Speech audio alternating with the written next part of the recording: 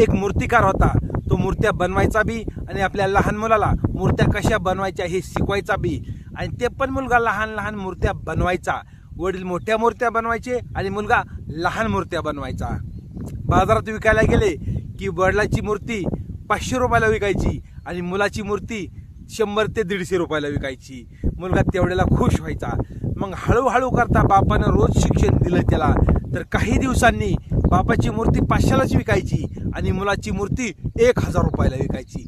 तरी पण बाप मुलाला शिकवायचाच, ही मूर्ती अशी बनव, ती मूर्ती तशी बनव. मुलगा म्हणला, बाबा ज्या टायमाला मला कळत नव्हतं ना, त्या टायमाला तुम्ही शिकवत होतात, मला काही वाईट वाटत नव्हतं. पण आता मला सांगा, तुमची मूर्ती 500ला विकती, माझी मूर्ती 1000ला विकती, तरी पण तुम्ही मला शिकविता की हो? आता शिकवायची काय गरज आहे? मी तुमच्यापेक्षा आता हुशार झालोय ना मूर्त्या बनवाय. बाप मुलाला म्हणाला, अरे बाळा, हेच मी माझ्या बापाला बोललो होतो की माझा बाप 100 रुपयाला मूर्ती बनवून विकत होता, त्या टायमाला माझी मूर्ती 10 रुपयाला विकायची.